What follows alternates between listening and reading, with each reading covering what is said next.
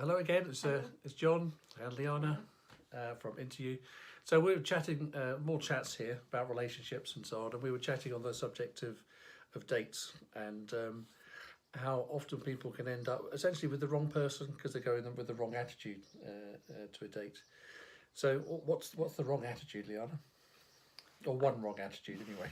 There are many, but there was a particular one we had in mind. I think you can compare it with an interview. There are lots of people going to an interview really worried about what the interviewer or the company or the people in the room think of them, completely forgetting what they want from that job or from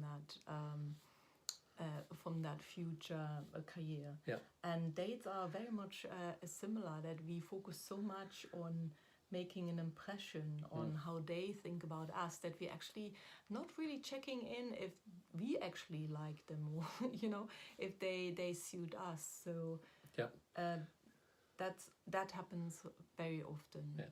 So people are worried, both men and women worry about, essentially they judge the success of an interview or a date on the feedback they're getting from the other person. So, does this person seem to like me? Are they showing signs of affection? Do they fancy me? All that kind of thing. And then if they're getting those messages, they think, oh, it's gone really well. But then, of course, in that process, forgetting themselves and what's really important to them, and really checking out what the values and everything else about the other person that's actually critical.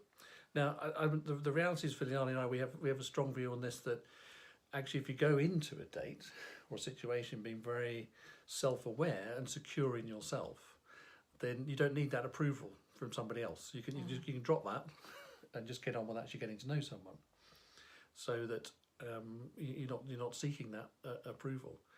So when you go into a dating situation, what are you really looking for?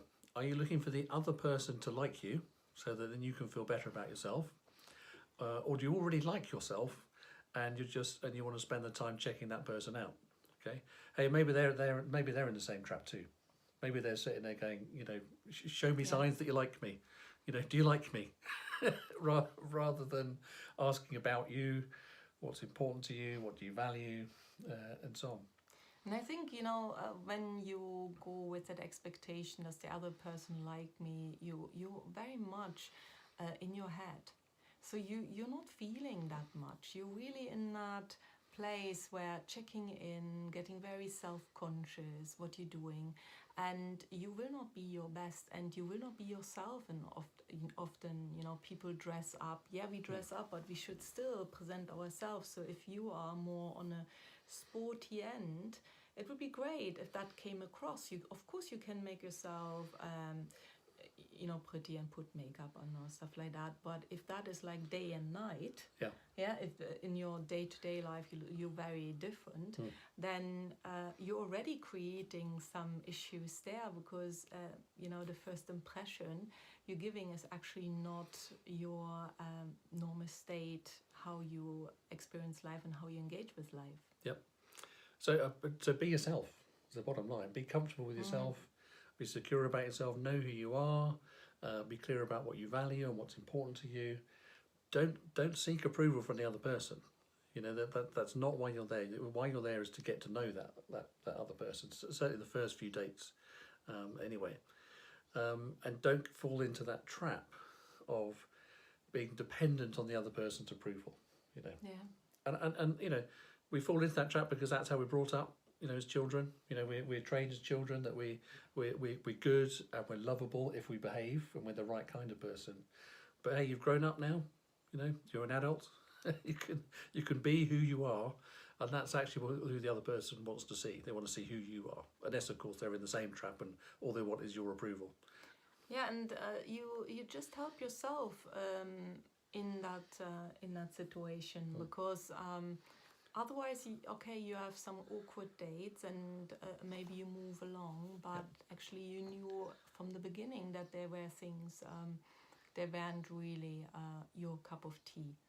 Yeah, it's often as well that I found, and my clients find, that the things why relationships don't work and why people split up, they were quite obvious, and they were quite they were already there when very early in their relationship, and they just ignored them, even though they had that feeling, oh, I already don't like that, or that is not really a value I share, or that's below what I expect. And there's no judgment, you know, we have our preferences. So if somebody does something and I think that's below my value, doesn't mean the other person does it wrong. It just means it is not really how I would like to live my life. And to really stay with yourself and stay centered, and you know, centered, I mean stay grounded and in your feeling rather than in your head, will help you a long way in you know, later in a relationship. Of course we're all nervous, and of course we all like feel a bit awkward. That's just the payoff for new things we do. But the more you can actually, the more you love yourself, the more you will enjoy meeting new people, and they don't always have to end up the one.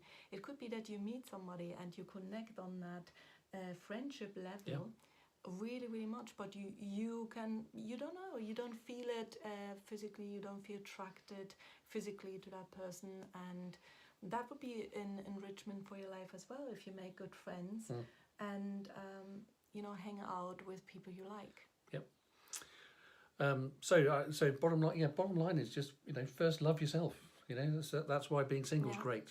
Actually, you know, being single is a great time to really learn to love yourself, and then when you're ready to go into the exciting world of dating and have fun with that, because you're going in with the right attitude of, hey, I'm going to meet some nice people, whatever, and I'm going to find out about some other people, and you know what, I'm okay just as I am.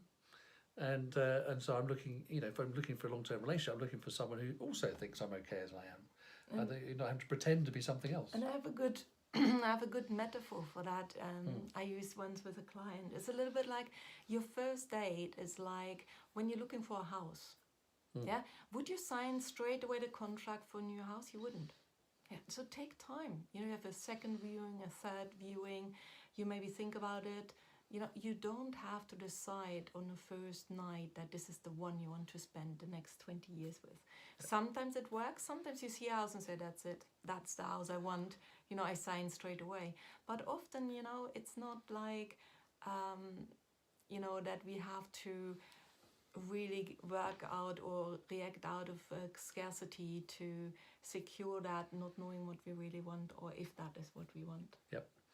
You're not buying a house. No, you're just going for the first date. It's the first viewing, and it should be fun. Okay, and you know, love yourself first. Make sure you're really there for you're looking for the right things in a date, but certainly don't be looking for approval from somebody else. The approval has to come from you. Then you'll be in the right space to find the right person. Okay.